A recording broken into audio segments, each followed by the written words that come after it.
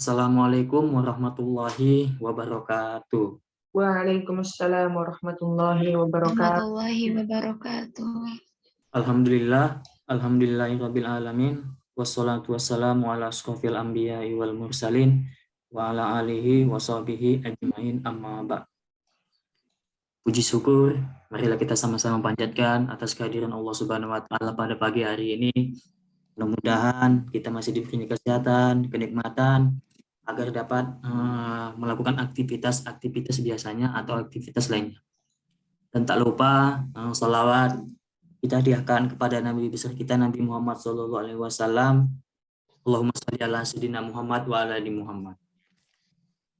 Baiklah, terlebih dahulu yang saya hormati kepada Ibu dosen, yaitu Ibu Dr. Neneng Windayani, SPD MAG, dan teman-teman yang saya banggakan. Di sini kami dari kelompok 10 akan membahas tentang yang namanya uji korelasi. Yang beranggotakan saya sendiri, Lidani Ihsan Pulungan, dan teman saya Mardiatun Nisai dan Kiki Zoleha. Tidak panjang lagi, marilah kita mulai dengan membacakan basmalah. Bismillahirrahmanirrahim. Next.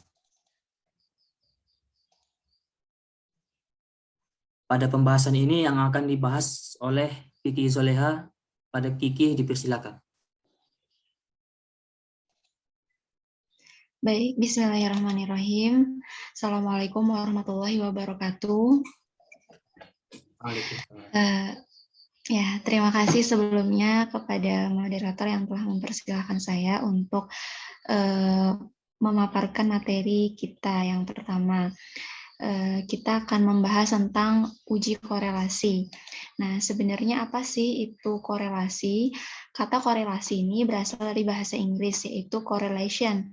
Nah, dalam bahasa Indonesia itu juga sering diterjemahkan sebagai hubungan atau saling berhubungan, atau juga bisa diartikan dengan hubungan timbal balik. Dalam ilmu statistik, istilah korelasi diberi pengertian sebagai hubungan antara dua variabel atau lebih.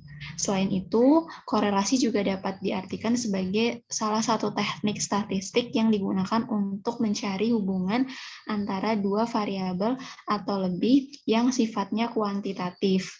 Korelasi merupakan teknik analisis yang termasuk dalam salah satu teknik pengukuran asosiasi atau hubungan. Next, San. Nah, selanjutnya adalah uji korelasi. Uji korelasi adalah uji statistika yang mengukur keeratan hubungan antara dua variabel. Ini juga disebut dengan analisis korelasi. Nah, sedangkan ukuran untuk menentukan kuat atau derajat keeratan hubungan antara dua variabel dinamakan koefisien korelasi. Koefisien korelasi ini biasanya digunakan untuk mengukur yang pertama tadi ya, kuatnya atau derajat keeratan hubungan antara dua variabel.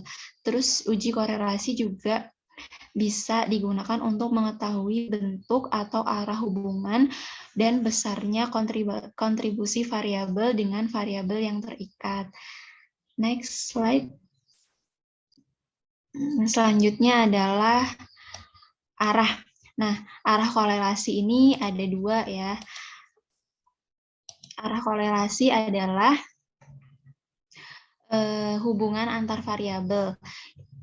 Nah, itu tuh jadi kalau misalnya variabelnya itu korelasinya itu positif, maka dua variabel atau lebih yang berkorelasi itu berjalan paralel. Artinya bahwa hubungan dua variabel atau lebih itu menunjukkan arah yang sama. Sedangkan kalau misalnya negatif, itu hubungan dua variabel yang berkorelasi itu berjalan dengan arah yang berlawanan atau berkebalikan.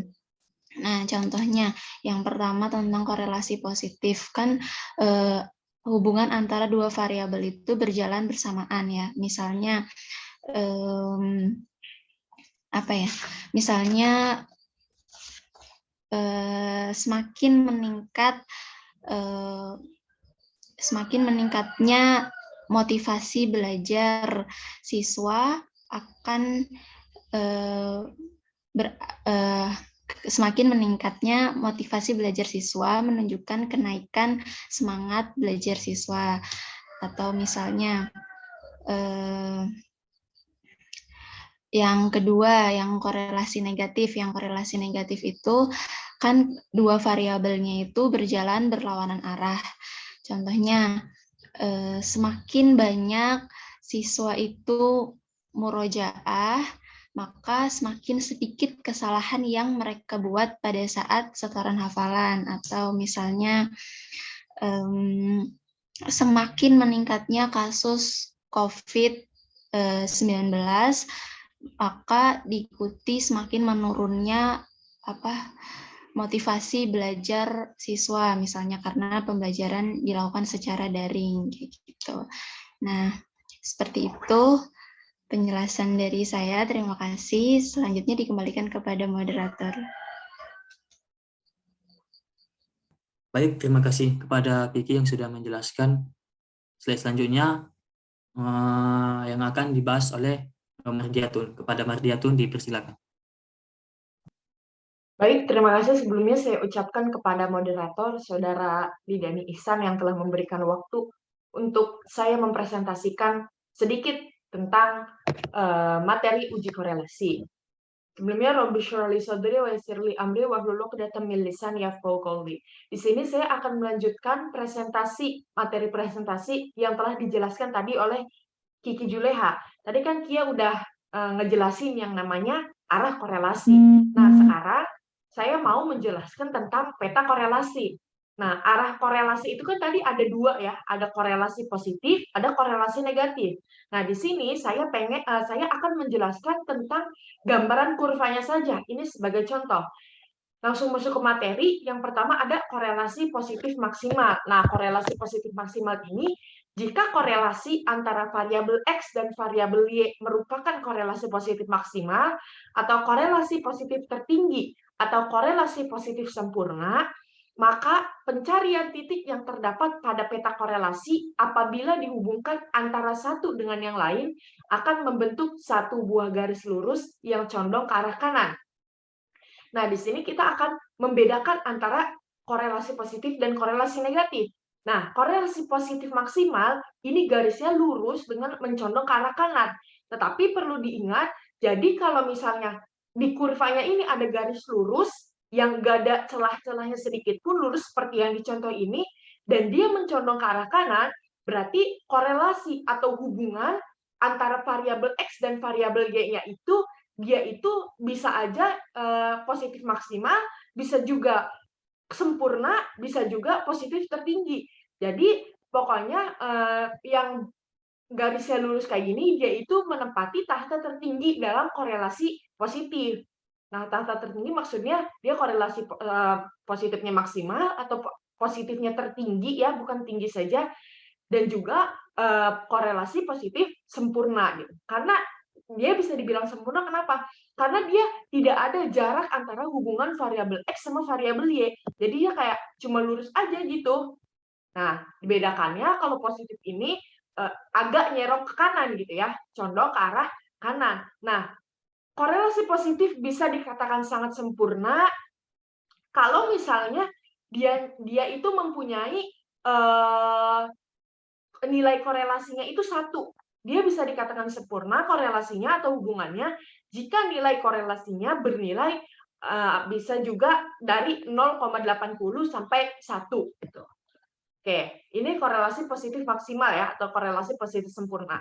Masuk lagi ke dalam korelasi negatif maksimal. Nah, korelasi negatif maksimal ini jika korelasi antara variabel X dan variabel Y merupakan korelasi negatif maksimal atau korelasi negatif tertinggi atau korelasi negatif sempurna, maka pencarian titik terdapat pada peta korelasi akan membentuk satu garis lurus dengan condong ke arah kiri. Sebaliknya tadi dari korelasi positif maksimal, ini korelasi negatif maksimal. Jadi kalau korelasi negatif maksimal atau korelasi negatif tertinggi atau korelasi negatif sempurna dibilangnya, dia itu garisnya lurus sama kayak garis positif maksimal, tapi yang membedakan hanya condong garisnya saja. Kalau misalnya positif tadi condongnya ke arah kanan, sedangkan negatif ini condong ke arah kiri. Nah, korelasi negatif maksimal atau tertinggi atau yang bisa dibilang sempurna ini bisa dikatakan sempurna jika mempunyai nilai korelasi min 1. Kalau misalnya positif tadi nilainya kalau pengen sempurna 0,80 atau enggak 1. Nah, kalau misalnya negatif kalau bisa dikatakan sempurna dari 0 sampai min 1 karena dia negatif gitu kan. Yang membedakannya tadi kalau positif ke kanan, kalau negatif ke kiri seperti itu. Nah, lanjut lagi di sini ada contoh diagram korelasi positif tinggi sama diagram korelasi negatif tinggi, sorry. Berbeda dengan tadi, kalau tadi kan tertinggi atau bisa dibilang sempurna, tapi kalau yang ini hanya tinggi saja, ada positif tinggi sama negatif tinggi. Nah, positif yang seperti yang tadi saya jelaskan tetap mencondong ke arah kanan, sedangkan negatif ke arah kiri. Apa yang membedakan antara korelasi positif tertinggi sama korelasi positif tinggi saja? Nah, yang membedakannya ini ada garis-garis kayak gini nih. Garis-garis ini yang di dalam garis lurusnya ini, dia kenapa ada garis-garis? Karena di sini contohnya diagram korelasi positif tinggi. Karena korelasinya atau hubungannya hanya tinggi saja, hanya mencapai derajat tinggi, maka adanya pencaran titik garis-garis di antara garis di dalam kurvanya itu. Kalau misalnya tertinggi kan tadi bisa dibilang sempurna, maka garisnya lurus saja. Tetapi karena ini hanya tinggi saja, makanya ada si korelasinya ini antara korelasi X sama Y-nya ini ada yang berpencar gitu. Walaupun tidak begitu jauh berpencarnya. Intinya di positif tinggi atau negatif tinggi ini garis-garisnya yang di dalam kurvanya itu ada yang berpencar karena dia tidak karena korelasinya atau karena hubungan antara variabel X dan variabel Y-nya tidak sempurna atau tidak berada pada derajat yang paling tinggi atau tertinggi. Nah, sama aja. Yang membedakannya hanya condong ke arah kanan dan condong ke arah kiri. Kalau misalnya positif tinggi, sama aja. Yang namanya positif, ingat-ingatnya pasti garisnya condong ke arah kanan. Begitu pula negatif, pasti garisnya condong ke arah kiri, seperti itu. Nah, korelasi positif tinggi ini kan ada nilai korelasinya tuh ada yang ini ya, ada berbeda gitu. Kalau misalnya korelasinya sangat rendah, itu dimulai dari 0,0 sampai 0,19. Nah, itu sangat rendah. Kalau sangat rendah itu yang saya pelajari bisa dibilang tidak ada korelasi atau tidak ada hubungan antara satu variabel dengan variabel lainnya. Kalau misalnya korelasi rendah, itu mempunyai nilai 0,20 sampai 0,39. Kalau korelasi sedang mempunyai nilai 0,40 sampai 0,59. Kalau korelasi kuat mempunyai 0,60 sampai 0,79. Nah, sedangkan korelasi sangat kuat atau korelasi sempurna mempunyai nilai korelasi dari 0 sampai 0,80 hingga 1. Nah, itu nilai yang sempurna. Oke, lanjut ke dalam contoh diagram korelasi positif lemah dan diagram korelasi negatif lemah. Nah, yang tadi udah dijelasin korelasi sempurna sama korelasi tinggi. Sekarang kita akan masuk ke dalam korelasi positif lemah dan korelasi negatif lemah. Nah, kenapa korelasi positif sama negatif lemah ini? Contohnya titik-titik gitu kan. Udah mah titik-titik terus LDR-an, maksudnya berpencar gitu kan. Karena korelasinya lemah gitu kan, maksudnya hubungan antara satu variabel dengan variabel lainnya ini lemah, maka titik-titiknya itu berpencar. Saking lemahnya hubungan antara variabel satu dengan variabel lain. Kalau tadi kan sempurna, kalau sempurna kan lurus, dalam artian garisnya nyambung gitu kan yang di dalam kurvanya ini. Nah, gara-gara ini tuh korelasi positifnya lemah sama negatifnya lemah, makanya titik yang satu di antara titik satu sama titik yang lainnya itu berpencar. Nah, berpencarnya agak jauh. Berbeda dengan tadi yang positif tinggi sama negatif tinggi. Kalau positif tinggi itu kan garisnya berpencar, tapi dalam titik pencarannya itu tidak terlalu jauh gitu kan. Nah, kalau positif sama negatif lemah, titik-titiknya ini sudah berpencar sangat jauh gitu kan. Jadi dia nggak membentuk satu garis lurus. Jadi kalau misalnya ada yang bertanya, kenapa kalau misalnya positif sama negatif lemah, titik-titik kayak gini? Ya karena korelasi atau hubungan antara variabel X dan variabel Y-nya itu bisa dikatakan lemah. Karena apa? Karena di sini bisa dibuktikan dengan titik-titik yang berpencar gitu kan di dalam kurva. Nah, mungkin seperti itu. Seperti tadi nilainya mungkin kalau misalnya korelasi positif lemah bisa mempunyai nilai korelasi antara 0,20 sampai 0,39. Mungkin seperti itu. Nah, mungkin ini saja materi yang bisa saya sampaikan. Kemudian selanjutnya akan dilanjutkan oleh Kiki Juleha. Kepadanya waktu dan tempat dipersilakan.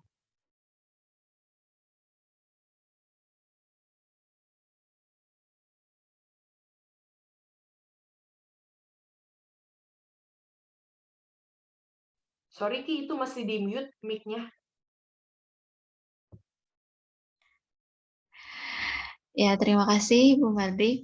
Saya akan melanjutkan. Selanjutnya adalah teknik langkah-langkah analisis korelasi.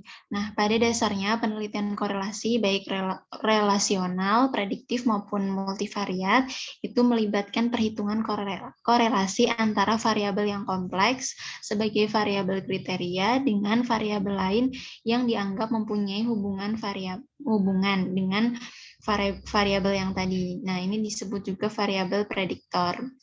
Lalu langkah-langkah teknik analisis korelasinya apa aja? Yang pertama adalah penentuan masalah. Seperti biasa, setiap penelitian, langkah awalnya harus dilakukan adalah menentukan masalah penelitian yang akan menjadi fokus. Nah, dalam penelitian korelasional, masalah yang dipilih harus mempunyai nilai yang berarti dalam pola perilaku fenomena yang kompleks yang memerlukan pemahaman. Selain itu, variabel yang dimasukkan dalam penelitian juga harus didasarkan pada pertimbangan baik secara teoritis maupun nalar bahwa variabel tersebut mempunyai hubungan tertentu.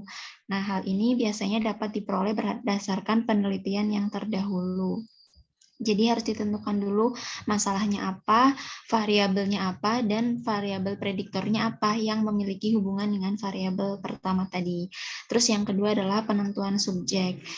Nah, subjek yang dilibatkan dalam penelitian ini harus dapat diukur dalam variabel-variabel yang menjadi fokus penelitian.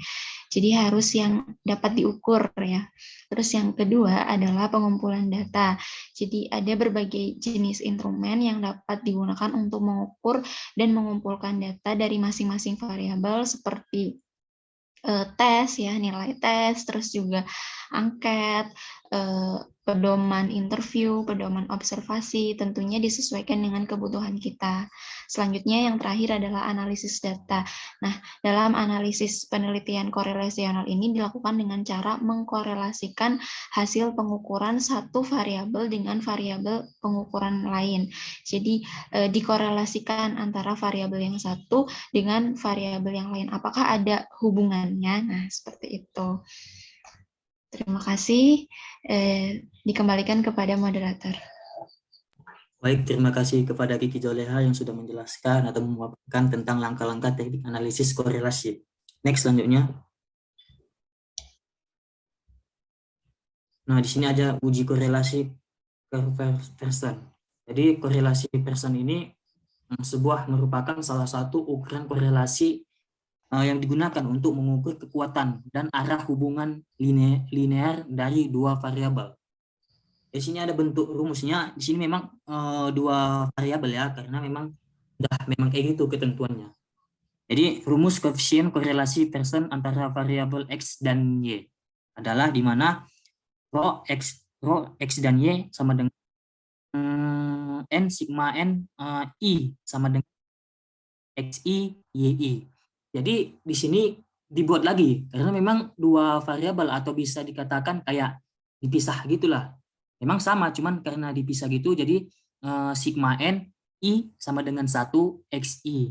Karena pecahan dari yang rumus pertama tadi n sigma n i sama dengan 1 xi dan yi. Begitu juga sebaliknya sigma n sigma n i sama dengan 1 yi. Jadi per kuadrat n sama n sigma i sama dengan 1 x kuadrat i. Buka kurung ataupun dalam kurung sigma n i sama dengan 1 xi. Nah, jadi xi ini apa namanya, pecahan dari variabel n sigma n i sama dengan 1 x kuadrat i. Jadi itu dipisah gitu, atau bisa dibuat ke dalam kurung. Begitu juga kuadrat ya, itu kuadrat sigma n i sama dengan 1 x i kuadrat. Begitu juga dengan sebaliknya yang di sebelahnya n. Jadi sigma n i sama dengan 1 y kuadrat i. Dibuat lagi juga, dibuat ke dalam kurung, karena dalam ketentuannya kenapa bisa di dalam kurung, karena memang mau dikuadratkan. Sigma n i sama dengan 1 yi akar kuadrat. Jadi sini di mana rho xy adalah koefisien korelasi. Koefisien korelasi rho x dan y dapat bernilai positif atau negatif dan berada pada rentang 1, min 1 dan 1. Jika rho xy mendekati min 1 atau 1, maka hubungan keeratan dua variabel semakin kuat. Jika nilainya mendekati 0, bisa dikatakan hubungan keeratan dua variabel ini semakin lemah karena mengharap kepada posisi 0, kecuali tadi mendekati min 1 ataupun positif 1, maka hubungannya itu bisa dikatakan sangat kuat. Next. Nah, di sini contoh soal di makalah. Di dalam makalah ini ada itu sebuah tabel gitu. Bisa disering ke atas. Nah, jadi ini ya contoh soalnya, bawah. Itu udah kelewatan, bawah. Lagi. Up. Nah, contoh soal. Pasangan data X, Y adalah 1,2, 5,4, 4,6, 2,4, dan 3,2. Hitunglah koefisien korelasi antara X dan Y tersebut. Di sini dijawab, koefisien korelasi rho XY dihitung dengan rumus koefisien korelasi yang sudah diberikan di atas, yang sudah saya jelaskan tadi rumusnya gitu. Jadi nilai komponen yang dibutuhkan dalam rumus di atas adalah n sigma n 1 EI sama dengan 1 XI. Begitu juga seterusnya gitu. Untuk mendapatkan nilai komponen tersebut, buatlah tabel sebagai berikut. Nah, kita tengok tabelnya di bawah. Nah, di sini ada X1 dari mana itu? X1 dari pasangan data yang di atas. X1, X5, X4, X2, dan juga X3. Jadi jumlahnya itu dijumlahkan gitu. Jumlah berapa seluruh X-nya itu 15. Begitu juga dengan Y. Y tadi dalam pasangan data Y itu ada Y2, Y4, Y6, Y4, dan Y2 lagi. Jadi itu juga ke bawah lagi. Jadi itu juga dijumlahkan juga gitu. Berapa jumlah keseluruhan Y-nya. Jadi 2 ditambah 4, ditambah 6, ditambah 4, ditambah 2, sama dengan hasilnya itu 18. X dan Y. Berarti ini dikalikan gitu. Jadi X dan Y. Jadi pasangan X1 dan Y2 itu dikalikan. Berarti hasilnya 2. Karena 2 kali 1 yaitu 2. Begitu juga dengan 5 kali 4, 20, 4 kali 6, 24, 2 kali 4, 8, dan 3 kali 2 itu 6. Jadi hasilnya 2 ditambah 20, tambah 24, tambah 8, tambah 6, hasilnya 60. Di sini ada X kuadrat. X kuadrat. Jadi kita bisa lihat X kuadrat ya. X nilainya 1. Jadi dikuadratkan. Jadi 1 kali 1 hasilnya 1. Begitu juga dengan yang seterusnya. 25 itu dari mana? Karena X 5X kuadrat gitu. Jadi 5 kuadrat.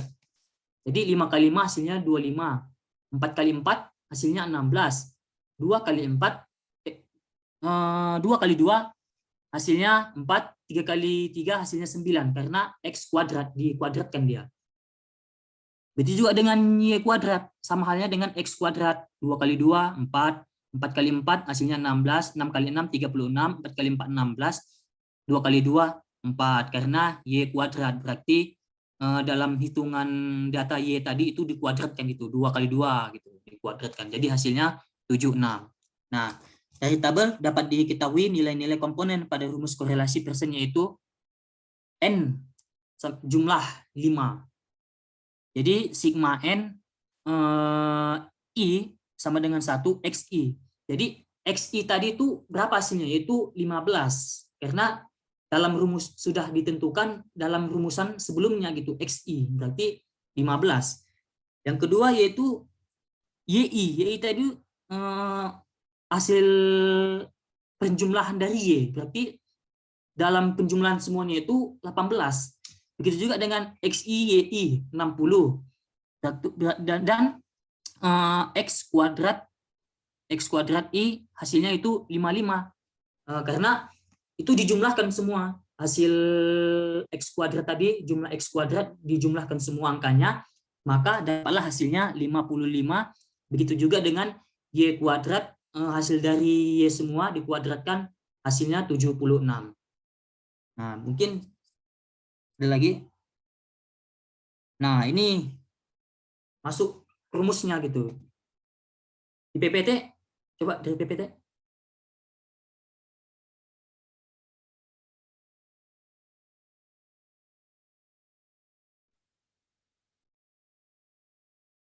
Nah, next selanjutnya.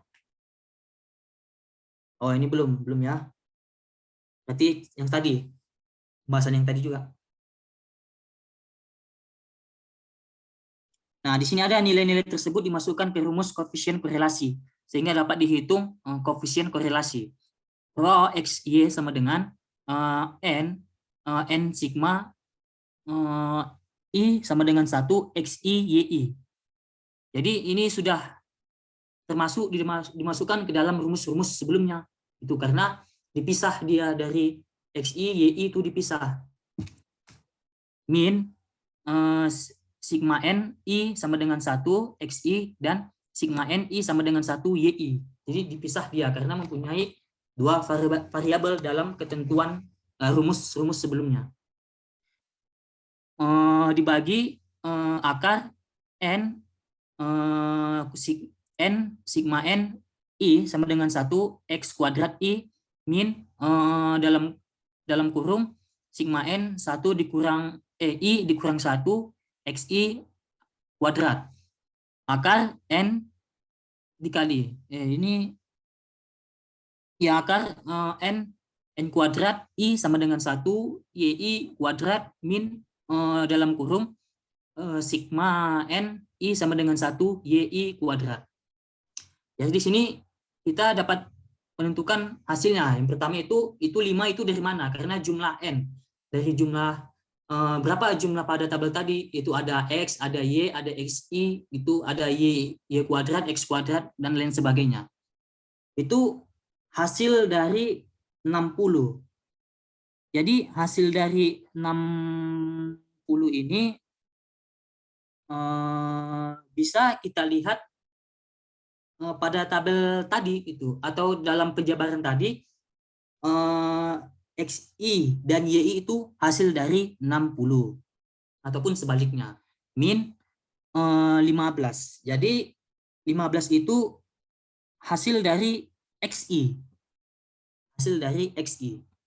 dan 18 itu hasil dari YI yang sudah dijelaskan pada tabel tadi sebelumnya. Maka ini dikalikan 60 dikali 5 atau 5 kali 60 hasilnya 300. Nah, terus 15 dikali berapa dia? 15 dikali 18 hasilnya 270. Nah, lanjut ke bawah lagi. Dibagi 5 dikali 55 itu hasilnya 275 gitu. Terus dikurang atau min 15 kuadrat, 15 kali 15 hasilnya 225. Akar 5 dikali 76 hasilnya 380 min 18 kali 18 itu hasilnya 324. Nah, di sini ada sebuah itu ya, kita bisa menentukan itu dari mana hasilnya 7,07 dan 7,48. Nah, itu hasil dari 300 itu dari 5 kali 60 hasilnya 300, 15 kali 18 hasilnya 270. Nah, untuk mengetahui dari mana hasilnya 7,07 dan 7,48 48 itu hasil dari 5 kali 5 itu, hasil 5 kali 5 itu kan 275. Nah, 275 itu dikurang dengan 225 dari 15 kuadrat tadi. Nah, itu dikurang. Jadi hasilnya itu 50. Jadi itu 50 itu kita akarkan. Jadi akar dari 50 itu 7,07. Nah, dapatlah segitu hasilnya. Terus 7,48 ini dari mana itu hasilnya? Itu 7,48 itu dari 380. Jadi 380 itu dikurang dengan 324. 5 dikali 76 kan hasilnya 380. Dikurang 324. Itu 324 dari mana? Dari 18 kuadrat. Nah, dikalikan dia. Jadi hasilnya 324. 380 dikurang 324 hasilnya 56. Nah, 56 ini diakarkan lagi sehingga nanti teman-teman bisalah dibuat di kalkulator, diakarkan. Akar 56 pasti yang nanti hasilnya mendapatkan 7,48. Nah, mungkin kayak gitu, sama halnya dengan 7,7 itu diakarkan 50. Nanti teman-teman bisa mempraktikannya di kalkulator.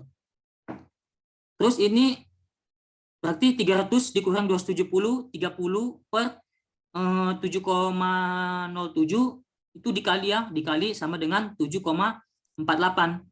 Jadi hasilnya 30 per 52,8836.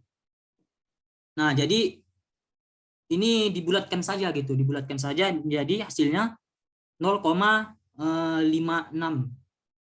0,56 dibulatkan jadi 0,57 gitu.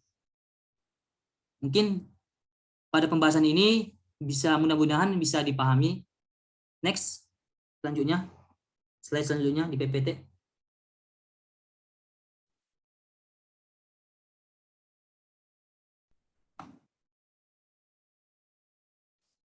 Baiklah, lanjut ya, uji korelasi Carles-Spearman. Korelasi ini digunakan untuk mencari hubungan atau untuk menguji signifikansi hipotesis asosiatif bila masing-masing variabel yang dihubungkan berbentuk ordinal. Ada dua metode untuk menghitung korelasi Spearman, tergantung pada apakah satu, data Anda tidak memiliki peringkat terikat. Nah, jadi yang kedua itu data Anda memiliki peringkat terikat. Jadi ada dua gitu ya yang tergantung dia. Jadi apakah data Anda tidak memiliki peringkat terikat atau memiliki peringkat terikat. Rumus untuk ketika tidak ada peringkat terikat adalah P sama dengan 1 min 6 sigma D kuadrat I per N sama N dalam kurung N kuadrat dikurang 1 atau min 1. Jadi di mana D1 ini perbedaan peringkat berpasangan dan N. Berpasangan dan N itu ialah jumlah kasus, jumlah keseluruhan kasus itu. Jadi rumusnya digunakan ketika ada peringkat terikat. Nah, ini dia P dengan sigma I dalam XI dan X. Dalam kurung lagi YI sini.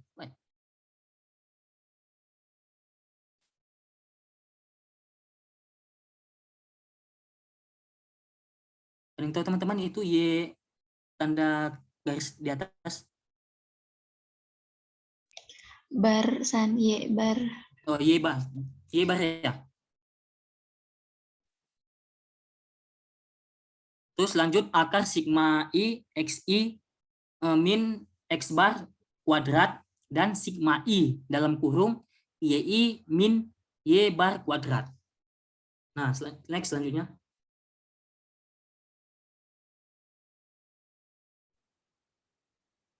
Nah, di sini ada contoh soal makalah. Jadi teman-teman bisa melihat ya contohnya di makalah ini. Nah, di sini ada nilai UAS kelas 10. Siswa pada materi pelajaran tajwid dan Quran hadis.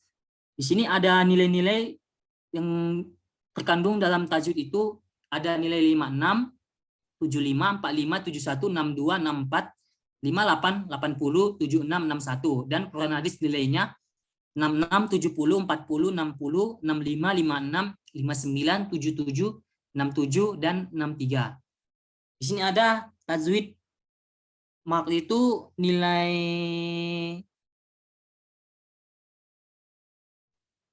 tajwid mark dan Kurdish mark dan tajwid rank dan Kurdish rank. Di sini ada D dan D kuadrat. Di sini ada sebuah perbandingan ya, coba ke bawah lagi.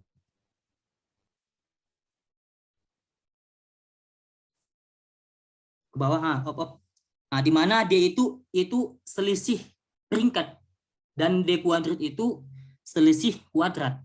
Jadi kita bisa melihat 56 ini posisinya atau rank tajwidnya ini 56 itu di posisi keberapa?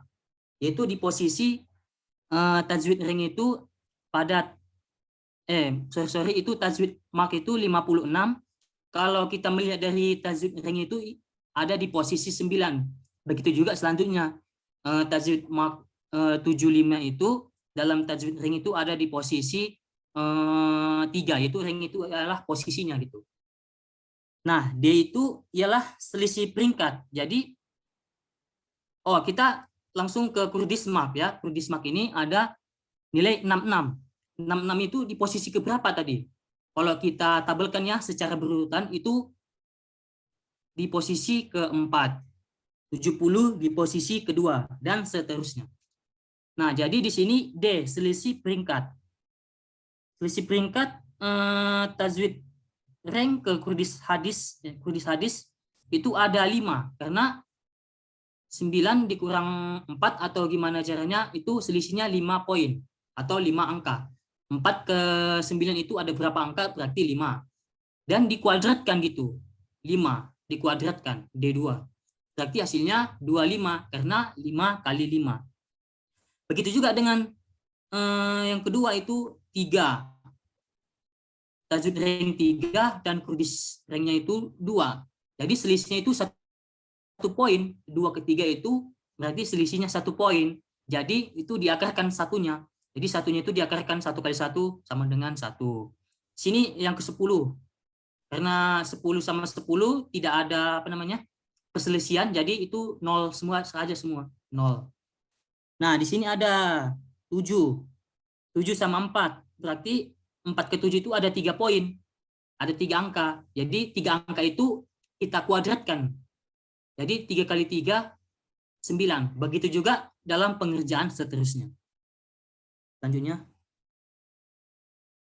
Nah, di sini selanjutnya kita hitung dengan rumus berikut.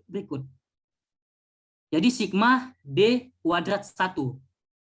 Jadi yang hasil kuadrat tadi itu dihasilkan semua. Hasil kuadrat. Di mana 25 ditambah 1 ditambah 9 ditambah 1 ditambah 16 ditambah 1 ditambah 1 sama dengan hasilnya 54.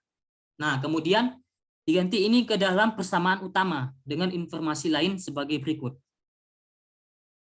P sama dengan 1 min 6 sigma D kuadrat I per N dalam kurung N kuadrat min 1. P sama dengan 1 min 6 dikali 54. Jadi hasil 54-nya itu dari mana? Hasil dari D kuadrat tadi yang sudah dijumlahkan dari 25 ditambah 1 dan seterusnya. Terus P sama per 10 ya, 10 dalam kurung 10 kuadrat min 1. Jadi P ini dikalikan ya, 6 dikali 54 hasilnya 324. Dan di sini kita kita kurangkan aja dulu dalam kurungnya. 10 kali 10 100. Nah, dikurang 1 jadi 99 dikali 10 yaitu hasilnya 990. Jadi 324 dibagi 990 sama dengan P sama dengan 1 min 0,33. 0,33 ini hasil dari 324 dibagi 990. Nah, jadi dikurangkan gitu. 1 min 0,33, jadi hasilnya P sama dengan 0,67. Mungkin segitu yang bisa saya sampaikan. Ini ada penjelasan sebagai N atau jumlah sama dengan 10. Oleh karena itu, kita memiliki P atau RS sebesar 0,67. Hal ini menunjukkan hubungan positif yang kuat antara peringkat individu yang diperoleh dalam ujian tajwid dan Al-Quran hadis. Artinya, semakin tinggi peringkat siswa dalam nilai UAS tajwid, semakin tinggi pula peringkat siswa dalam UAS Al-Quran dan hadis, dan begitu juga sebaliknya. Selanjutnya dalam PPT. Nah, mungkin sekian yang bisa saya sampaikan. Mohon maaf atas segala kesalahan, karena kesalahan datangnya dari manusia sendiri, tidak ada yang sempurna. Sekian dari kelompok kami, kelompok 10. Lebih kurang mohon maaf. Saya sebagai moderator, saya akhiri. Wassalamualaikum warahmatullahi wabarakatuh. Waalaikumsalam Waalaikumsalam warahmatullahi wabarakatuh. wabarakatuh.